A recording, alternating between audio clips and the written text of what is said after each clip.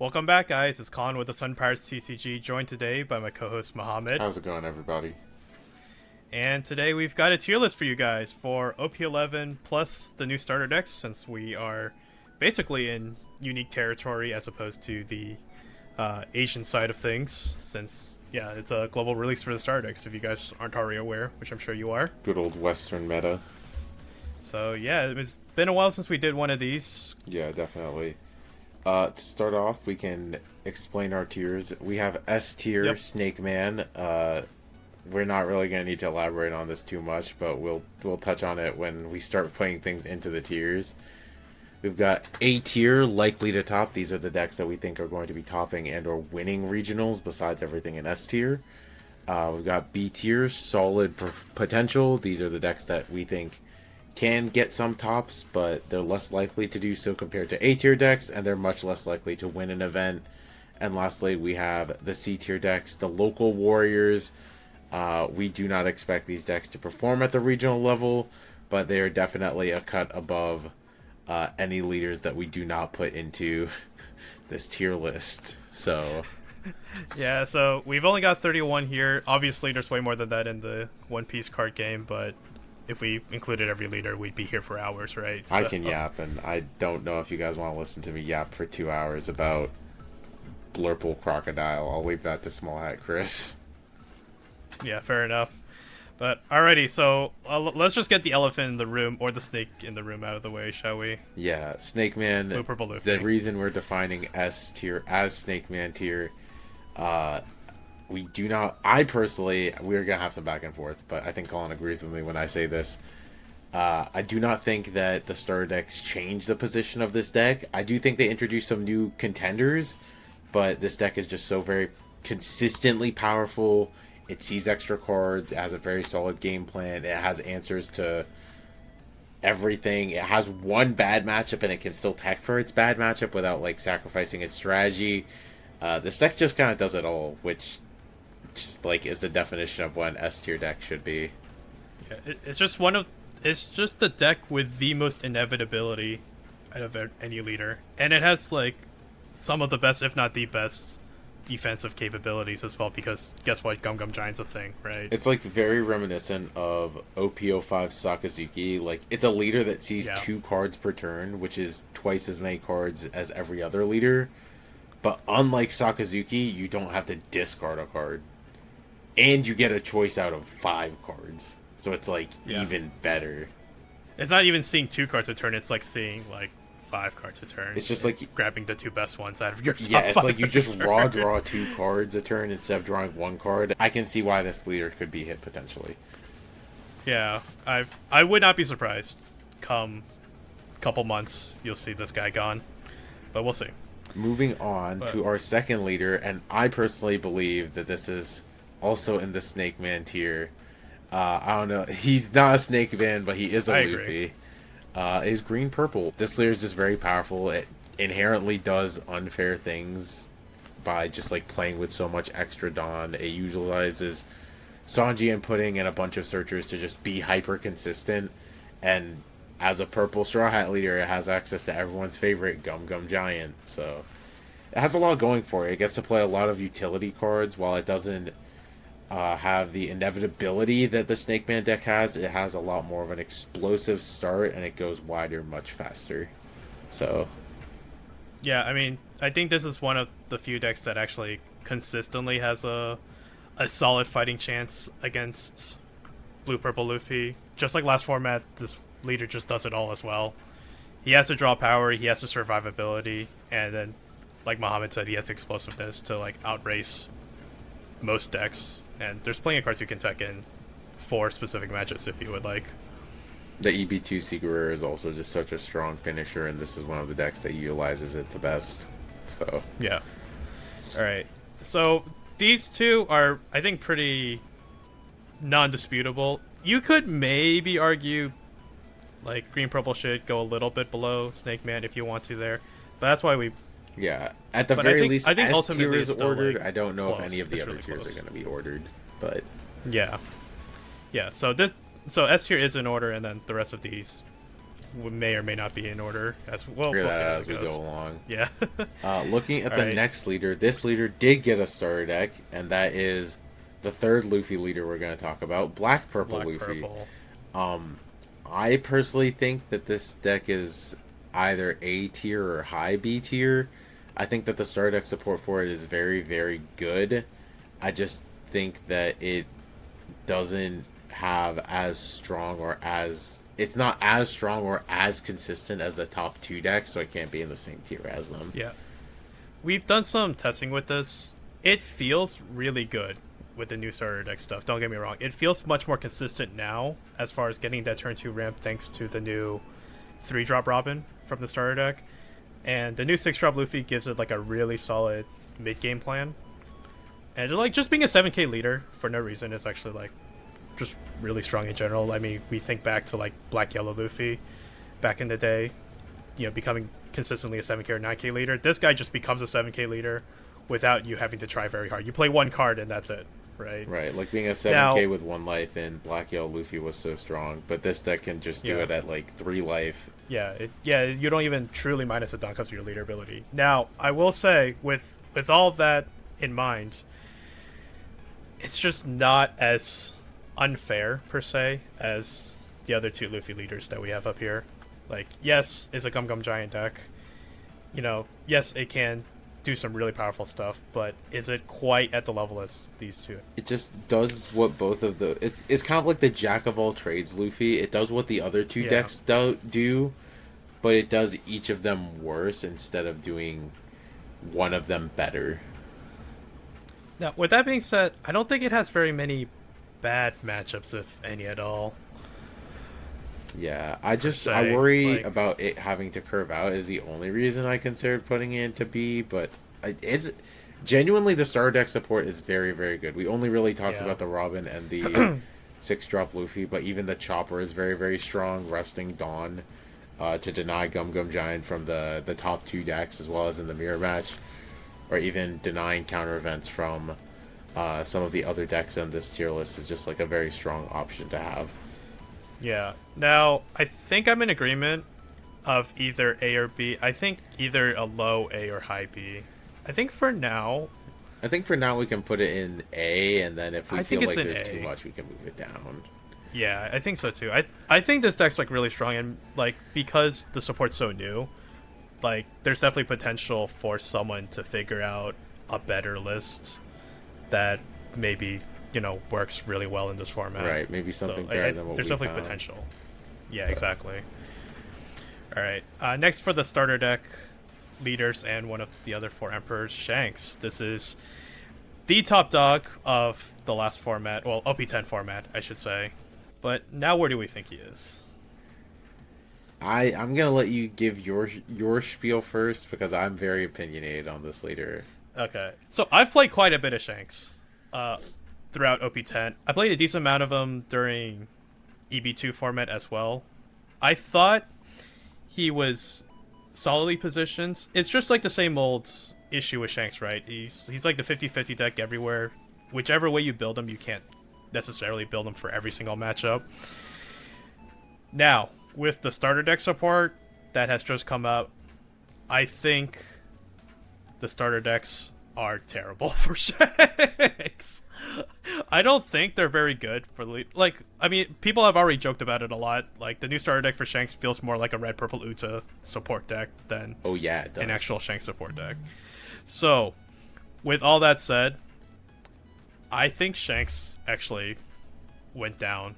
I would put him probably around B. I genuinely think his blue purple matchup is not good whatsoever, and control Shanks can be pretty decent against green purple, but it's not like, you know, it's not like a super lopsided matchup by any means, right? So I just don't see him being like super favorable, or I guess the better term is I don't see him being very well positioned versus the other best decks in the metagame. Like, and I don't think he's well positioned at all versus these 3 decks that we already have up here. So I'm in agreement that I do not think he's well positioned into those 3 decks. I disagree, however, on his placement, and this may be a little harsh, but I think he's been demoted to a local warrior deck You think he's that bad? So similar to like what you were saying, the Star Deck support for Shanks is not really like Shanks support. It like doesn't do anything to help him. Meanwhile, the like two leaders that got introduced in OP-11 and the leader that got supported by the Star Deck, the three that were on the tier list, have all been like putting up results and or like have a lot of potential based on their support. But like Shanks didn't really get anything. I suppose I'm fine with putting in B because at the end of the day you're the captain of the Sun Pirates, but I'm firm in my belief that I do not expect Shanks to do well in this format. 07's to Vampire though. I believe in him. He might be cooking something, but I don't have hope for it. I'm gonna cope and say he's like low B. Again, we'll kind of keep pushing him down if I find like a lot more leaders in B that I feel like are better than Shanks, then I'll push him down to C. But I'll still cope and say that there's maybe a list for Shanks out there, but we'll have to see. He's definitely no higher than this though, I would say. Definitely. Now one that I'm excited for, Buggy. The genius jester himself, 4th Emperor, received a starter deck. This starter deck support is insane, is what Buggy needed to just become a powerhouse leader from nowhere. I think this is an A tier leader. I would not be surprised if we see Buggy performing. I will say, he has to curve out. But like, yeah, he just has like this unbeatable curve now that just like your opponents just can't really deal with, and I think that's like absolutely ridiculous for some of these decks. Yeah, I agree. He does kind of have like that Exodia potential where like it's not even fully Exodia, where it's hard to assemble all the pieces together, but when you do get that God curve, it's really, really hard for most decks to deal with. And like, I mean, I think quite frankly most decks can't deal with that except for maybe Snake Man. He could probably outlast it sometimes, but even Snake Man Luffy can't just fold over if Buggy has the 8-drop Croc and Mihawk to protect their 10-drop Buggy from ever getting red rocked or whatever. Yeah, the starter deck support was just phenomenal. It gave him draw power, it gave him protection, it like helped with the 2 weaknesses the deck really had, and even the 3rd weakness of not having a very good even curve either. I genuinely think it's an A tier deck. I can agree with that, and like we'll talk about it too. But it's like I think he definitely has solid game against the aggro decks that are trying to beat up Snake Man, right? Because like of course we have the 7-drop promo Buggy that keeps 3 drops and 4 drops from swinging, and then against like control decks, of course, like we've been saying, Crocodile Mihawk plus that sort of end game where you have like 5 dudes on board and have like the 10-drop Buggy and start bottom decking their stuff. Like he does have like a higher ceiling than most other decks, and for like a fair like mid-range to control deck to deal with that, I think it's pretty hard now, thanks to all the new support he got. Like, now is he as consistent as the top 2 decks? I still don't think so. No, to be honest with you, I don't think so either. It's like so hard to like out consistency Snake Man just because it's like tied to your leader ability every single turn. Yeah. And it doesn't get to play nearly as many searchers as green purple, but it does have a lot of deep draw, so you're going to see a lot more cards than normal. Yeah. Which is why I think that putting in A above B is like reasonable. Yeah. I'm still a little bit suspicious about Buggy's matchup into green purple. I think green purple can still kind of scam him out a decent amount of time, especially thanks to the stage. You can like buff the cost on your guy, on like your Zoro Juro, so it can still swing through the promo Buggy. So I think there's definitely some dynamic there between green, purple, and Buggy. We haven't tested that much, but I still would be scared as the Buggy player into green, purple if that's like a very popular thing that people will bring. I can see that. I'm gonna let you talk about the next leader though, because I know you have way more reps on it than I do. Yeah. So the last of the 4 emperors that got a starter deck will be Blackbeard. So the new 7-drop Teach, very good support. The new 6-drop Kuzan, also very good support. Now, with all that being said, where would I put Teach? I think he has really solid game into Snake Man Luffy. If Snake Man is not well prepared for it, this is just kind of hearkening to the power level of Blue Purple Luffy, and how we're kind of ranking these leaders is that everything is just so warped around how they are going to pair up into Snake Man, because he can literally run so many different cards that can beat whatever matchup he wants. So if Blue Purple Luffy, they're running Gravity Blades, Teach will definitely still have a harder time. I think that's for sure, because then I don't think Teach can beat the inevitability of Snake Man just like drawing 2 cards a turn and then just like, even without their on plays, just playing a bunch of like vanilla 9 costs.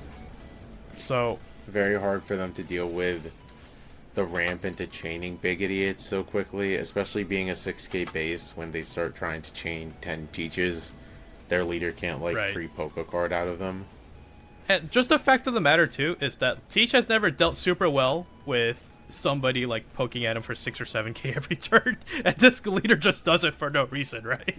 It's a 6k leader. It's also like Snake Man has the ability to find Red Rock because it is a Straw Hat card, so you can even search it with the ability.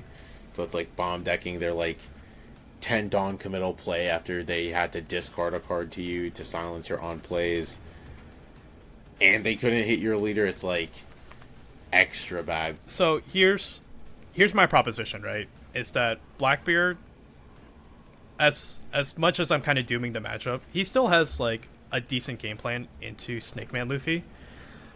His green purple Luffy matchup is still awful in my opinion. Yeah. Okay. I think it's real bad. I think green purple like still rolls him over. Like now, but here's where I'm gonna put him. I still want to put him in A, and the reason why is that I still think that he's excellent versus every other, almost every other deck in A and B tier, except Buggy. Except for Buggy. Yeah, Buggy.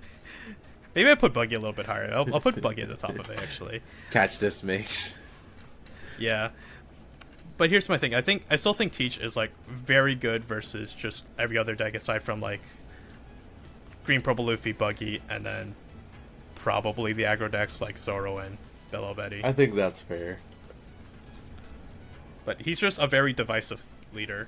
That's just a fact. Yeah, it's either like really good or really bad, but like most of the time it's like pretty good. I can see putting him in A. I wouldn't be shocked if he put up results with his new starter deck. Yeah, I'm sure. Yeah, I'm sure there's probably a list out there. I'm sure all the Teach enthusiasts are cooking something that can deal with these top 2 decks better. I think Teach is a leader that's capable of that. That's fair. Moving on to the second or the 5th starter deck. We're done with the 4 Emperors of the star decks. We're going on to the last 2. We'll start with Yamato, I guess. So Yamato got some pretty reasonable support. It's very interesting stuff because it heavily incentivizes you to play for the aggressive Wano theme more than the old Fortress build, the like heavy control build of set 6. I honestly don't know how to feel about it. It feels cool and it's like an interesting gimmick, but I don't think it's very good versus green purple or blue purple. I mean, you're probably pretty good into Teach, honestly, which is good. And you're probably pretty good into Shanks. Buggy plays a lot of blockers. Buggy also like has so many 2Ks now because like half of his starter deck cards were just 2Ks that are playable. Yeah. So I'd probably put Yamato into B tier. Like I wouldn't be shocked if it performed. I think it's better than a local warrior deck, but I'm a little bit harsher on Yamato. I would put them in C. I don't know. I think the Momonosuke is like a very good card as well as the Yamato Searcher. The Yamato Searcher is excellent for what the deck is trying to do. I will give you that. But like ultimately, it's what you're actually doing. Like power level wise, is it quite up to snuff with the rest of these? I think it might be. I think like having the 6 cost rusher that just like rushes for free as an 8k. And just like innate, I think against the not 6k base leaders, you're doing pretty good. Okay, I'll agree with B, and here's the reason why: is that Yamato is a green aggro deck that can play Hody Jones, and Hody Jones is a pretty good tool versus both of the top. Getting to Rest of the Dawn is also very phenomenal. Because you know the funny thing is that like if you lock out their Gum Gum Giant for a turn, they really don't have that much counter in their hands.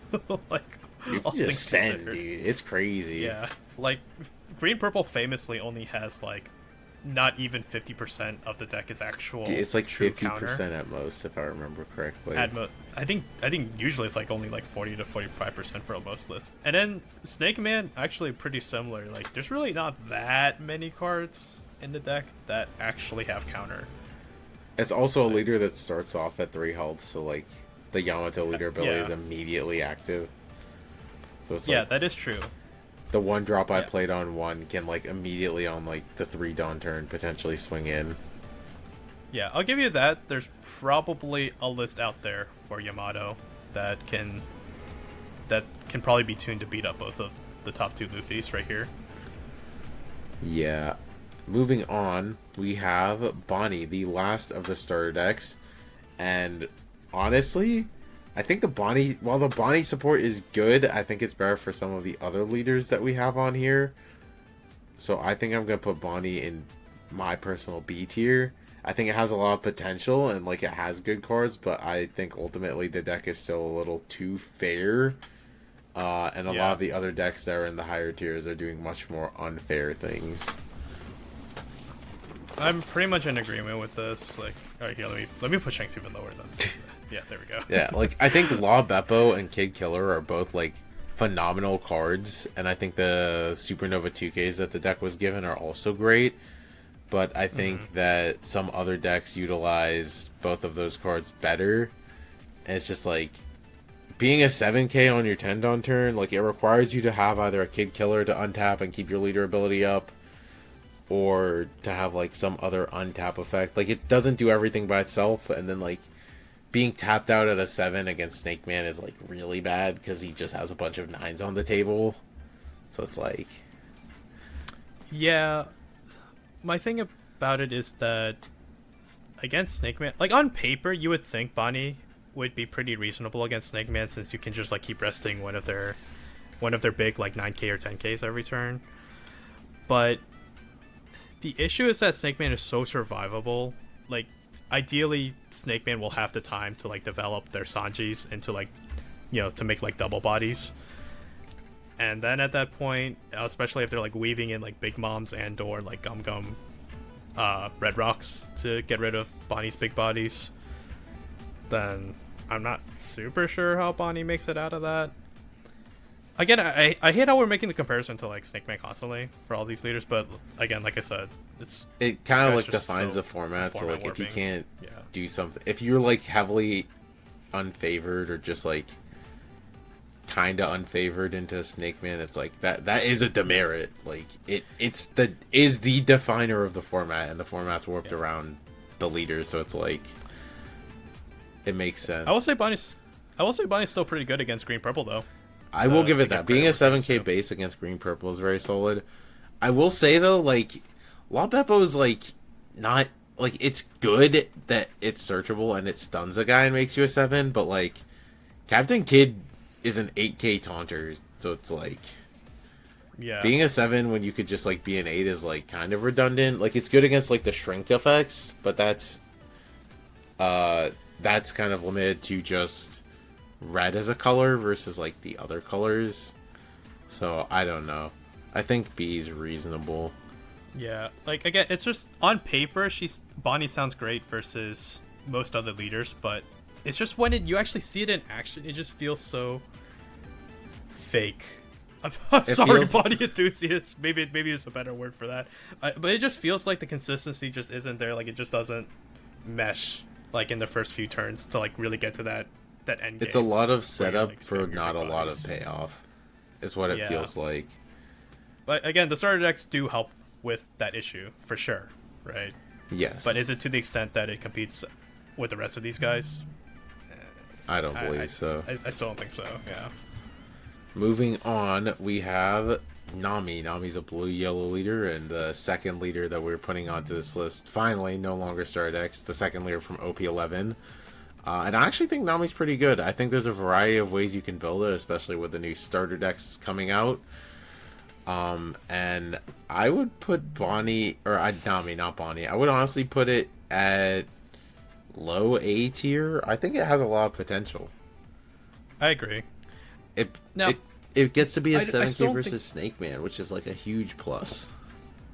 I still don't think there's a truly solved list yet for Nami, and which I think is an awesome thing. I think that's like a really cool thing about this leader is that because she's so like generically good, like there's so many different ways you can go about it. Like there's that really cool supernova build that Eggman showed on his channel, and then there's also like other aggressive Wano builds that people have tried before in Asia, and I'm sure there's other ones too. Of course, in the East right now, they're playing with the new starter deck with Ace and Whitebeard for the 7-drop Odin. That's like a really good addition to this deck. I'm not sure if we'll find a list for Nami that's quite to that power level that they have in the East at the moment, but like I still think there's so much potential for her, and even down the line too. That I think this leader's awesome.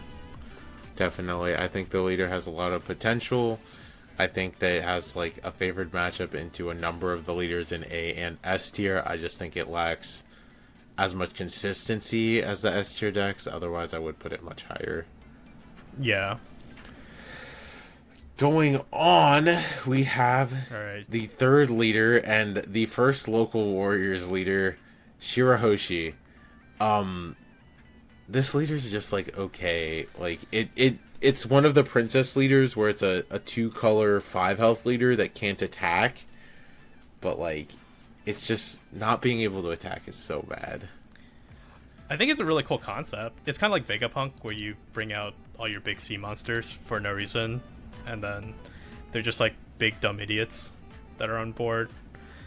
I think maybe OP-12 we can really start talking about this leader more with, I think the 1 or 2 new cards that are really good for this leader. But as of right now, I don't see this leader being very good.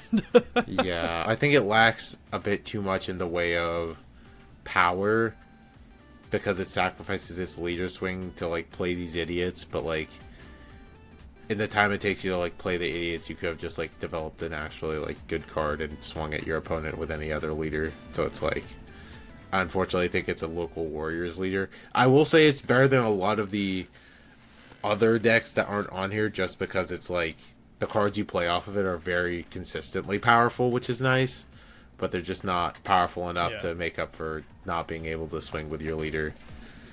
Yeah. Now, going on to the next leader, we have one of the main Sun Pirates himself, Jinbe, also in C. Oh. This guy's terrible, unfortunately. I still wanted to talk about him anyway, along with the rest of the OP-11 leaders, just because they're new. But yeah, this deck just doesn't function. I tried. I tried. It just I couldn't figure it out. I'm sure.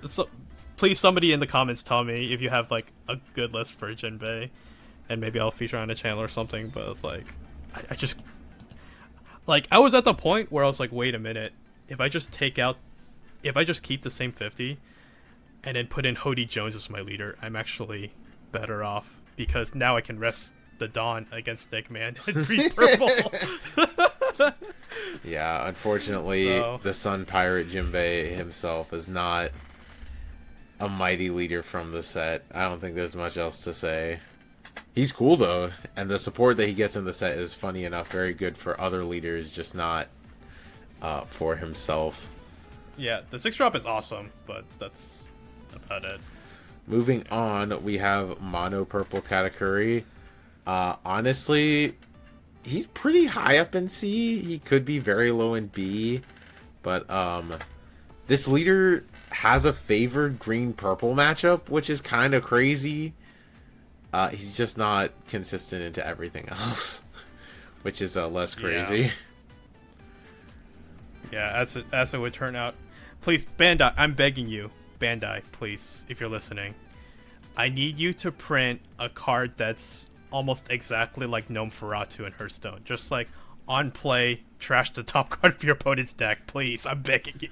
So, it's just like... You know how awesome that would be? It feels like it's missing something. Like, it's ramping to an end goal, which is like 8 Kata and 10 Mom. And 8 Kata is very good. It's just used better by the other purple leaders. Because, like, instead of having a leader ability to swing for 6k and look at the top of my opponent's deck, I could have the leader ability to swing for 6k and look at the top 5 cards of my deck and add a Straw Hat card to my hand, and then rearrange the remaining 4 on the top or bottom in any order before I draw for turn. So it's like... It's alright. It just needs help, man. Yeah, it needs a little bit more. It's like... I don't think it needs a lot, but I just think it needs... You like can't even have knowledge on your opponent's hand in, like, the blue-purple... I'm gonna keep referencing it, but, like, in the blue-purple matchup, it doesn't matter if you look at the top card of their deck, because they'll just, like, look at the top 5 and then grab something else, and then now you don't know what the top of their deck is anymore. It's, like, so bad for you. Yeah. Alright, moving on. The last of the new OP-11 leaders, we have Red Black Koby. This, on spoiler season... We thought this leader was crazy. I thought this leader was crazy. Yeah, this leader, like, when it got revealed, with nothing else, we're like, hold on. This sounds fire. This sounds insane. And then they showed Helmeppo and the 8-cost Koby, and we're like, it's over. Best deck. This is the best leader. Yeah, this is the best deck. We were incorrect. Yeah, we were very wrong. So, to be fair, it could just be that a build wasn't discovered for it that was consistent enough, but from what we can tell and based on how the meta developed, combat-based removal is just not good, because swinging into 9Ks is not easy, and you don't, like, accelerate your game plan as much as the ramp decks accelerate their game plan. Like, yeah. Even if it's not the 9K, like, even if you look at green-purple Luffy and their Sanji puddings or their Luffy Taros, it's like you're swinging into a 7k base or an 8k base and they have giant to defend it. It's like you're not climbing up to 11. Like, it's so bad. Yeah, I mean, of course they have tricks to, like, shrink your guy and then let your leader attack things, but it's just I think Sword as an archetype might be just missing maybe just like a couple of cards to make it more reasonable. Now, which is crazy. I will say I think this leader's power level is very contextual to the format, because now correct me if I'm wrong, but I think when this first got revealed, we were still in a format where Doflamingo and Green Purple were still, like, excellent decks. I think this was even before Jinbe got banned out of Doflamingo. Like, can you imagine in a world where Doflamingo was still, like, the best deck? Yeah, I think this leader crushes him. Like, I think Koby clears the aggro decks, like, very handily, but that's just not the world we're living in right now. Right. And for that, I think, yeah, he definitely belongs in C, or maybe even lower, honestly. No, maybe he's okay. Right. No, he's not Jinbe low. He's not Jinbe low, but I think he's better than Shirahoshi, honestly. I think he's, like, good against rogue decks. I can give you that. Yeah. But yeah, like, I think he's definitely good against the aggro decks, that's for sure. But again, the world is very control oriented now, with, like, you know, blue purple being the top dog, and then even against things like I don't know how well he would perform into black purple or even Buggy potentially, or Nami. But moving on, we have Belo Betty. This deck is... It didn't get anything new. I'd put it in the A tier personally. I think Colin might disagree. Colin might want to put it in S tier, funny enough. But it's definitely the cheapest best deck. It is. In terms of cost, it's an S tier deck. It's like it's like maybe $50. Cost to power level, this deck is so great. Like, if you don't play the promo Sabo from the binder, it's like $50 tops for the entire deck from scratch. There's plenty of lists I don't even play the promo Sabo. Yeah, really, exactly. It's like, it's not necessary, but it's like, it's such a good cheap deck that's like, it has to be up here. But not even like for that, like it's just very powerful in what it does. It's probably the strongest out of the gate aggro deck in the current format because it goes very wide very quickly. Yeah. Like I'm torn. Like I almost want to put Betty up to S tier, but there's definitely quite a few things holding her back. Like as we said, she's excellent against both of the top two Luffys right here, but her matchup into Buggy I think is pretty bad because of the promo Buggy, right? In theory, it's like unplayable. The point I'm getting at is that I don't think she's very good versus most every other deck, and especially like a lot of the rogue decks. Because I mean, granted, you're going to a regional, it's like 500 people, 1,000 people. Like, there's a very solid chance, you know, within the first couple of rounds, you're running into like random Joe Schmo playing, I don't know, like yellow Katakuri or like the Koby deck that they were super excited to play in OP-11. You know, Buggy, Bonney's like Bonney just clears Betty pretty handily. If you go up against like a Lucci, you know, that's really hard. I think Black Purple as it is now probably is really solid against Belo Betty. Just being a 7k base.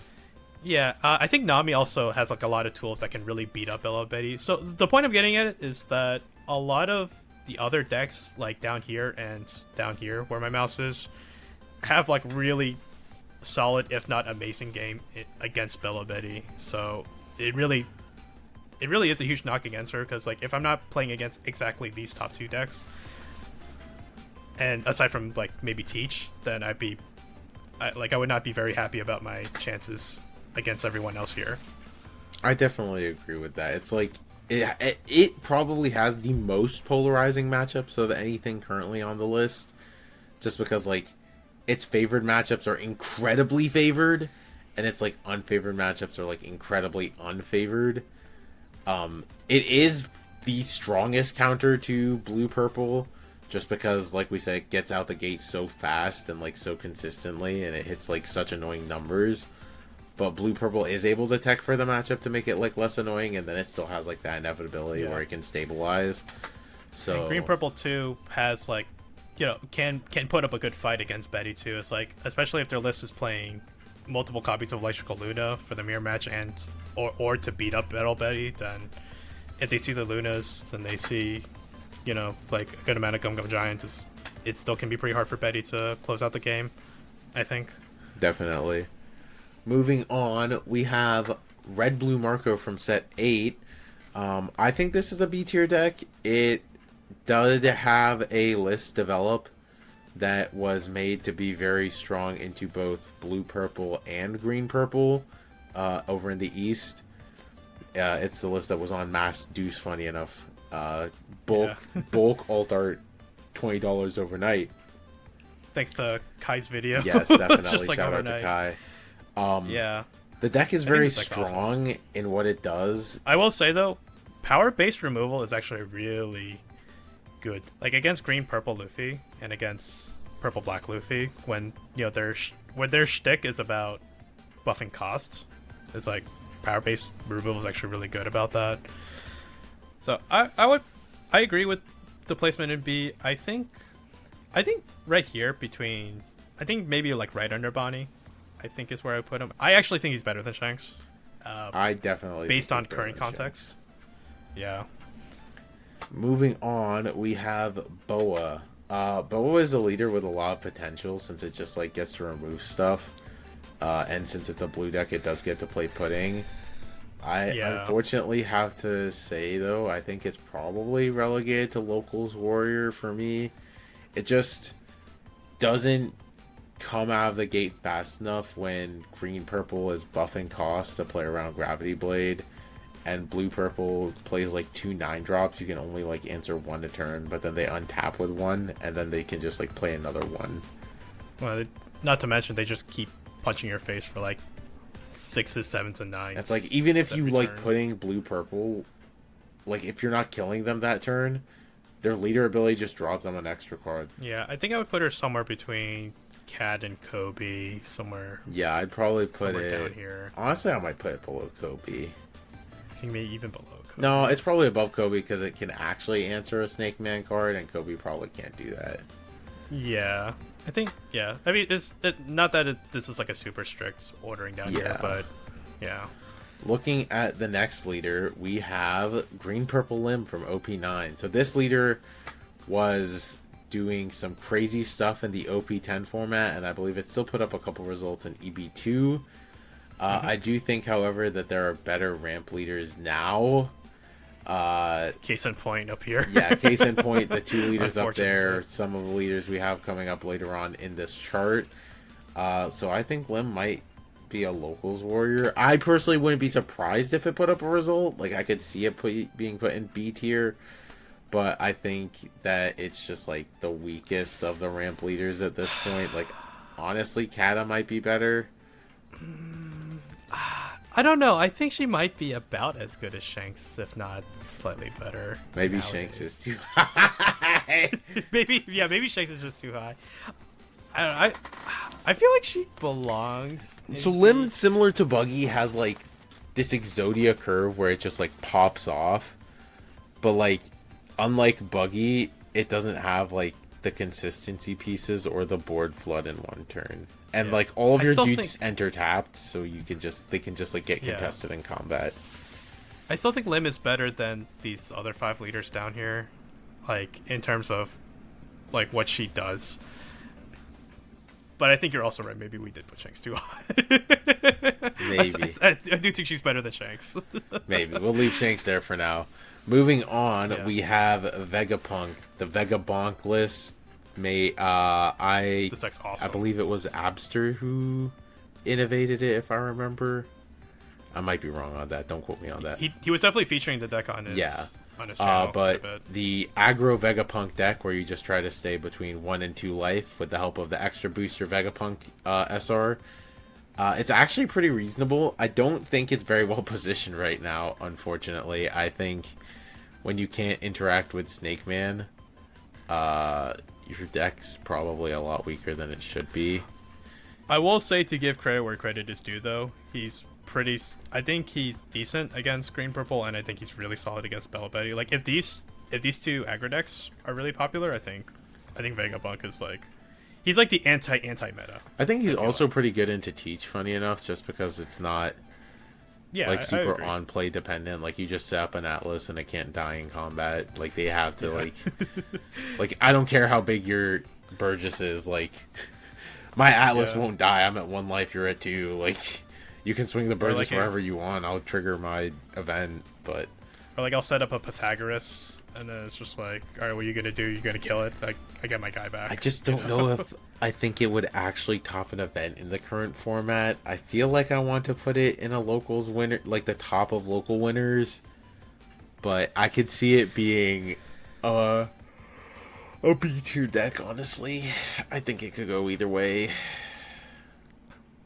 B and a half. Hot take. I think Puck is better than Shanks. Move Shanks down. Get out of there. I'm gonna move Shanks to the top of C. I think that's fine. He can be the gatekeeper of C. I'm sorry, Shanks enthusiast. Maybe after rotation, Shanks will get better. Yeah. After rotation or a ban list. Moving going on. next. Yeah, we have Lucci. I actually think Lucci is very well positioned. I think he's an A tier deck. I agree. He has very strong removal into a lot of these matchups. He's very strong into all of the aggro decks. I think his Buggy matchup is significantly worse if they see the Crocodile and Mihawk starter deck card.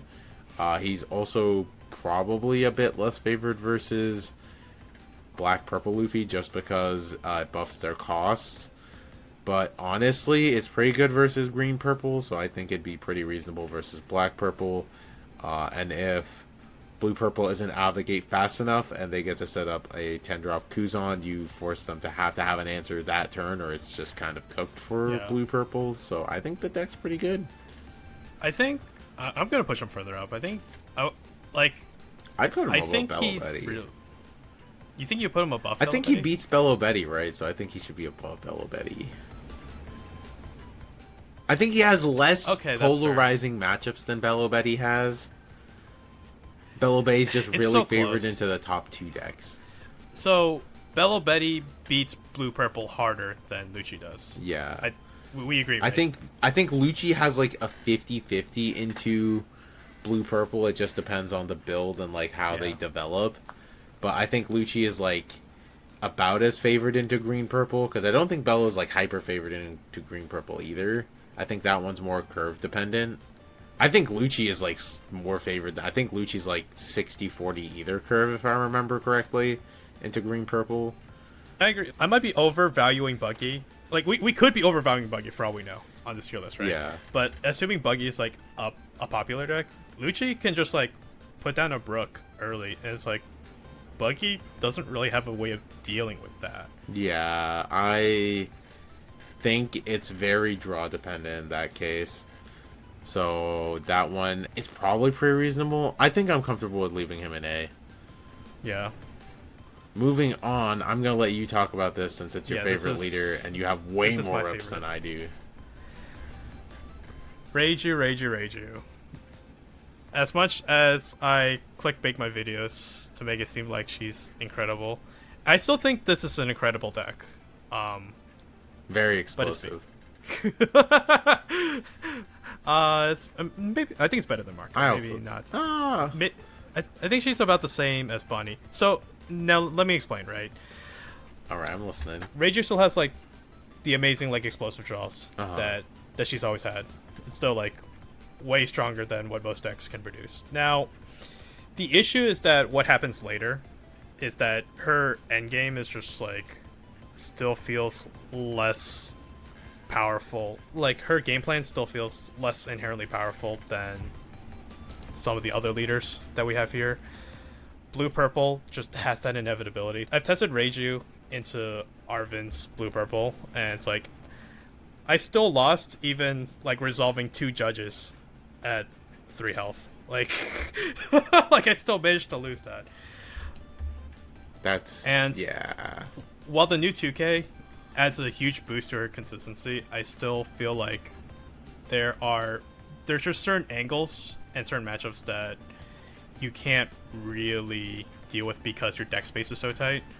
Like, she's just not as versatile or as flexible as per se as Blue Purple Green Purple and many of these other decks, in my opinion. Like, Teach is a very scary matchup for Reiju. Betty's pretty scary for Reiju, honestly, unless you are playing specific tech cards. Like, for me personally, it's been Gum Gum Lightning and Ichi, but even then, sometimes Betty just outraces you anyway. And then against like other decks that can become like a higher base power leader, being Nami and Black Purple Luffy, I think that's where Reiju gets worse, because it's very similar to how like Reiju was awful against Black Yellow Luffy. Is that because you're working with a very limited Dawn count, it's very hard to pressure these higher base power leaders like Snake Man Luffy, Gear 5 Luffy, and Nami, and not to mention, you know, some other ones potentially on the list. Right. So that's kind of my stance on Reiju, is that I think the deck is excellent. Like, it feels excellent, but there's just still certain facets in the format that I think you can't really deal with. It's kind of like the Shanks problem, where you can't really build it for everything, if that makes sense. No, that makes sense to me. I will say that the deck is very explosive, which is why I think it does have potential, but I think you're right. I think I'd probably put it between Bonney and Marco in terms of what it's able to do consistently. Like, it's a popular deck, but even like during OP-10 and previous formats, there's a reason why it's not like it wasn't like consistently topping, right? You would maybe see like one guy top a regional with Reiju, like over the past couple months. Yeah. Moving on, enough of Reiju. Time for the next leader and a former OP-10 leader, Red Green Smoker. I think this deck is similarly to Shanks, relegated to the Locals Warriors list. I think so too. The deck is still like strong because it has access to red cards and green cards, which are both good. And it's like it gets to play with extra dawn, similar to what green purple does, but your condition for getting extra dawn is less good than the green purple condition, and the leader just like doesn't do as much as like some of the other leaders on here. It's kind of just like a diet version of 3 of these other leaders mixed together. Like if you took like green purple's extra dawn and Marco's like removal strategy and put them together and then like put it through Google Translate 3 times, that's like where you get Smoker. Yeah, ultimately I also think it's kind of a similar issue with Shanks, where it's like I think the deck is just a little bit too fair, which is a little bit surprising because you think untapping 3 Dawn every turn would feel kind of unfair, but when you compare it to like the top 8 leaders up here, it's a little bit too fair. All right, and then moving on, we have the other all reliable of the One Piece card game, Zoro. What are your thoughts Fan on favorite. Zoro? I know I've played a lot of Zoro, and I've thrown with Zoro and unthrown with Zoro, but what do you think before I share my thoughts? Where would I put Zoro? I think he's at least B, if not A tier. I think he puts up a really solid fight against both of the top 2 Luffys. To say the very least, I think he can put up a really solid fight against as an aggro deck. Now, like, he's very comparable to Belo Betty, but more sustainable in a way. So, and actually, I think traditionally speaking, his matchup versus Betty was favorable for Zoro. So, I would say he's pretty good. But is he A tier? Against the rest of these guys, though, aside from Teach, I feel like he's gonna have a harder time. Like against Buggy. Yeah, Buggy matchup's cooked because like every single animal is a 3-drop, which sucks. Except for like 1 or 2 of them. Your Rush Zoro can't attack either. It's like it's so bad. Yeah, your Rush Zoro cannot attack. Lucci matchup is cooked. Blackbeard, you're pretty good into Blackbeard. Yeah, honestly. I think you're pretty reasonable into Blackbeard. But Nami and Peanut Butter Luffy, man, like it's against 7K leaders. I think it depends on how fast you get out the gate, right? Because, like, I think the deck can easily get to 7K, because I think Zoro is a deck where you demand cards, not quality of cards. And both of those decks play, like, a lot of non-counter. I would probably put Zoro into A tier. I think that it's a solid pick. I'd probably put him close to the bottom of it, though. I think he is the worst of the 2 aggro decks compared to Belo Betty. But I think just, like, the sheer speed and consistency that he gets to play with merits him, like, being above B tier. Yeah, he's definitely, like... He definitely had a decent amount of tops in Asia as well, like, during their OP-11 format, so... I wouldn't be so unhappy to put him in A tier here. Like, he still has, like, really solid game versus most decks. Definitely. And, yeah. Looking at the next leader, we have Enel. I don't know. This leader, like, is really good into aggro, but, like, he's not great into green-purple because it just, like, comes out so quickly. I think if we had the OP-12 cards, I would put Enel higher, but I think the highest I could put Enel is, like, the bottom of B tier. I agree. I think bottom of B. He's like he's a very gatekeepy kind of deck. I mean, it's another one of those things where Enel feels like an anti-meta deck, where if people are playing a bunch of aggro decks to beat up the top 2 decks here, then Enel beats up like the aggro red decks, being, you know, primarily Zoro and Betty. He just like eats them for breakfast. Yeah, but now against like Lucci, against Snake Man, I don't know how he beat Snake Man. To be honest I don't know either. I don't know how you beat Teach. I don't know how you beat Snake Man. Reiju. I don't know how you beat Nami. Your Nami matchup's probably awful. You just let Nami draw so many extra cards if you want to get your leader ability. That's true. Yeah, I don't know. I think yeah, B is fine. I don't think he's like bad per se. He's not like a. I don't think he's a C tier leader. Definitely not. He's not the local warrior. I think I wouldn't be shocked to see Enel putting up results, but I don't think that I would. I don't expect him to. I guess I'll put it that way. Now, a man after my own heart, Wimmy's boyfriend himself, Don Quixote Doflamingo, OP-11, the boy. I honestly don't think this leader is that bad right now. I'd probably put him in high B tier. I think it's still a strong aggressive strategy.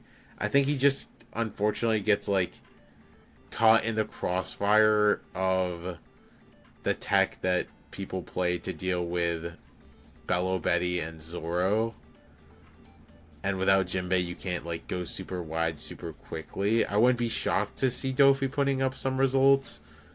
Especially because you could still interact with green purple until they like resolve their stage a bunch. But it's just like so consistently strong that I would feel hard pressed to not think it can top. Yeah, I'm in agreement here. I probably put him some. Honestly, I'd probably put him somewhere in the same. I'd probably put him like above Reiju, below Bonney right now. I think so. The decks are so. The engine in of itself is just so reliable. Yeah. Like you said, and it's like, I think he puts. I think he can put up a solid fight against blue purple even without forecast Jinbe. He's really good into Belo Betty. If Belo Betty's as popular as we feel like she's gonna be, he cannot be Buggy. Well, I shouldn't say that. He does play Red Rocks typically. But if Buggy ever puts up 2 promos, it's kind of cooked. Yeah, he might be kind of cooked against Buggy. You are also slightly unfavored into Lucci now that they're playing these more consistent removal pieces. You do still beat up Teach. So that's yeah, good. You definitely beat up Teach. You also probably beat up... Yeah, but again, like, some of these decks he actually has a really solid fighting chance against. So, yeah. All right. The more I look at this, I don't know why I put this on here, but I wanted to talk about this one a little bit. Red Green Love, the old fan favorites. I only put them on here because of the new Bonney starter deck with some of the new Supernova support. I was wondering if maybe there's I think it has potential. Some sort of conversation to be had about them. All right. I think it has potential. I wouldn't be shocked to see it put up a result, but I wouldn't expect it to put up a result. I think that's like what I'd put in B tier. Do you really think this leader's worse than Shanks? Honestly, yes. Alright. You're the captain. You can put him below Shanks. What? I think he's better I would also put him... You think he's better than Smoke? You think he's worse than Smoker? Yeah, I think he's worse. That's crazy. I don't know, man. I don't know. Like, the new 2-drop Searcher, the Kid and Killer's, like, so good for Supernovas in general that, like, I don't know where I would put him. Look, where I'll leave it is that I think there's a conversation to be had about this leader. Until I see a list or until I see it in action, then, you know, my opinions can change on it. But it's literally one of those things of I need to see it to believe it. So until someone actually, like, puts together a list and shows it in action and shows that they can compete with the top dogs, then I'll, you know, then I'll be more convinced. It doesn't even have to be the top dogs, but at least compete against, like, the rest of, you know, these guys. That's fair. Moving on, we have Nami. I think if you're not the guy that consistently tops with Nami, then the leader is C tier, and if you are, then I think the leader is A tier. I'm forgetting his name. I should have done my homework, but I think it's like super dependent on the guy that won Pasadena. Yeah, twice. Yeah. If you're that guy, shout out to you, that guy. I think this leader is A tier. I think it's like very efficient in what it does. If you're not that guy, I think this is a local Warriors deck. I think it's very hard to pilot. I think it has less payoff than all the other leaders on here. You think it's not B? Like, I would be shocked to see anyone else top with the leader. Personally. Because my thoughts on Nami is that I think she actually has solid game against Blue Purple Luffy. I don't think so. She has solid game against Lucci. I'll give you that. She has solid game versus Lucci. She actually has solid game against Teach. So I know before people used to think it was the other way around, where Teach clears that matchup, but Nami has kind of adapted the other way, where like a lot of Nami mains I've talked to say they do have a way of dealing with Teach, and it's like they can beat the matchup. I don't know about handily, but they actually like feel good into the matchup. Now I will say though, talking to the same Nami mains, the Betty matchup's kind of cooked. So if Betty's popular, the matchup's cooked. Same with Green Purple. Yeah, they're pretty cooked in that. Even Buggy, I don't know. Buggy might like go too wide too quickly for Nami to like deal with. So that's some points against her. Maybe like top of C, you think? That's fine. I think it can go at top of C or bottom of B. I think she's better than Shanks. She beats up Shanks. So. Yeah. Moving on, we have Red Purple Luffy. I don't think that the starter deck support helps this leader. I just think the leader is like pretty reasonable. He has a Gum Gum Giant deck. As long as Gum Gum Giant exists, I don't think I want to put this leader below C tier. What did I just say? B tier. Below. C tier. Yeah. Maybe bottom. If it's on maybe the tier below list, it's at least C tier. I don't know. There's not much to say about it. Like, it is a ramp deck. It just isn't as consistent as the other Purple Luffy ramp decks. I think it could be low B, perhaps. Maybe like under Enel. Moving on, Green Yellow Law. Funny enough, this deck is awesome. This deck is crazy. The starter deck for Bonney is secretly a Green Yellow starter deck in disguise.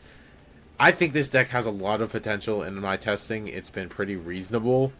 And funny enough, it is very strong into Blue Purple because you get to lock down one of their Dawn. So they either don't get to Giant or don't get to play their 9-drops, which is like phenomenal. I think with the new stuff too, against Green Purple, I think you actually have a really solid game plan against Green Purple. You can like also just lock down a big idiot for a turn.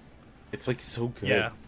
Yeah, playing a lot of Beppo, lock down their Sanchi Pudding, become a 7k base, so it's like inconvenient for them to like punch into you. I think it's like I think this deck has some really good stuff going on for him now. Also with the new 2-cost Bedge from OP-11 to like make sure your stuff goes into your life instead of going to the trash. So like or the deck. Like, I mean, you can put up. I think you could put up a solid fight versus Lucci, Blackbeard. You know, any other like removal deck, for that matter. Definitely, I think I'd probably put it at low A tier for now. I'd probably middle A tier. I think it's better than Zoro and Nami.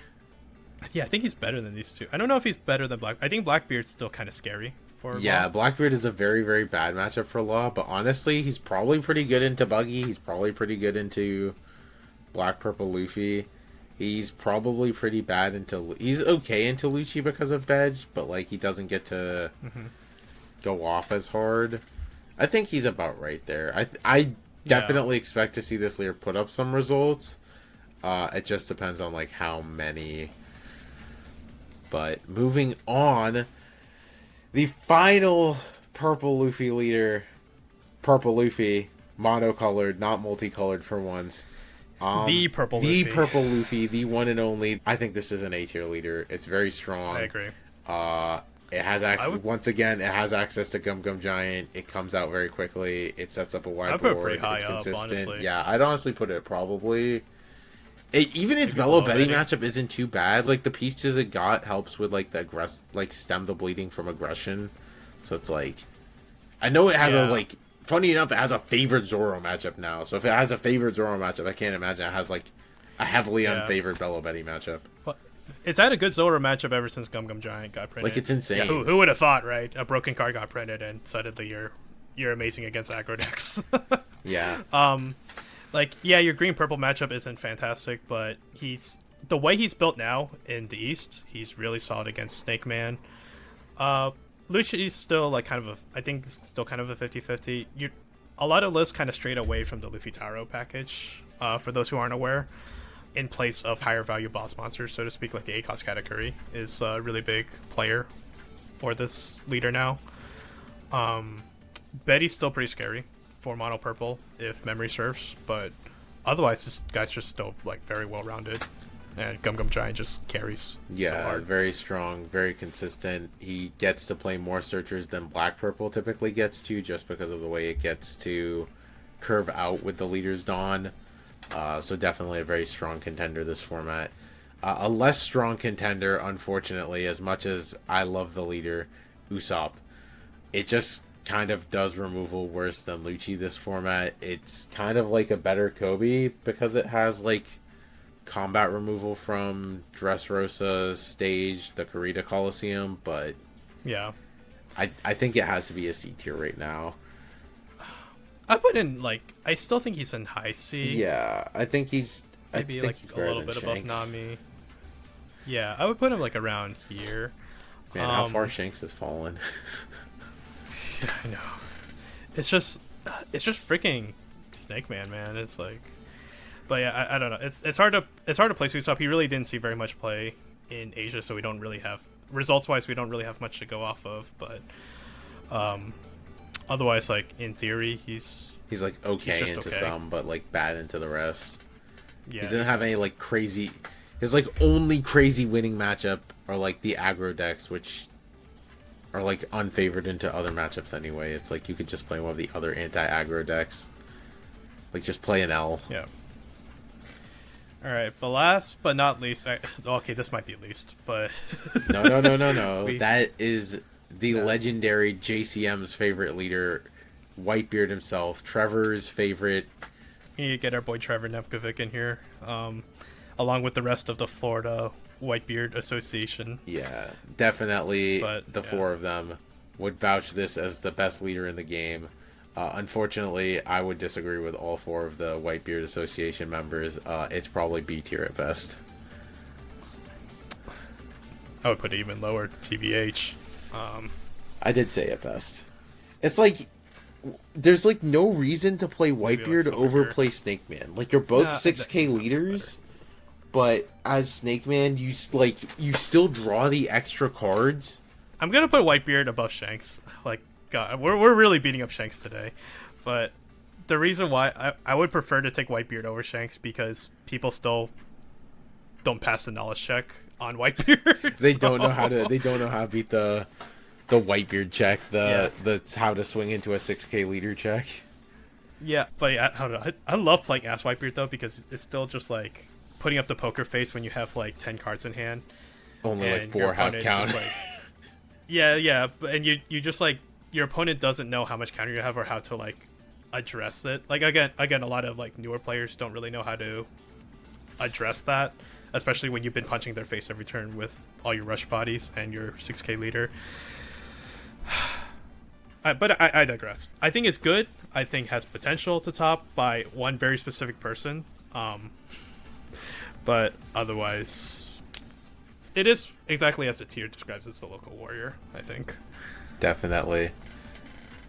I definitely want to hear your guys' thoughts in the comments. What did we miss? What of our opinions do you disagree with? What leaders aren't on here that you think should have been on here?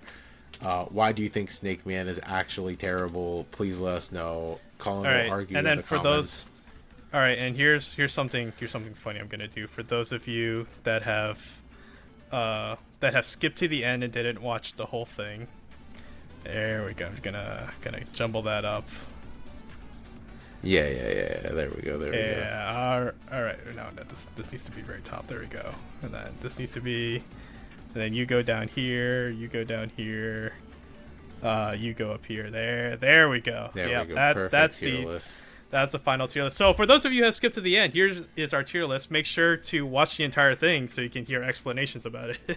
Definitely. But at any rate, thank you so much for watching, as always, especially for those of you who have watched through the whole thing. I know we've taken quite a bit of your time, so it's only fair if you heard us yap for however long it's been, that we listen to your thoughts as well down in the comments. So do remember to do that. Remember to subscribe as well, like the video. And yeah, thanks again for watching. We'll see you in the next one. Take it easy, guys. Have a good one. See ya.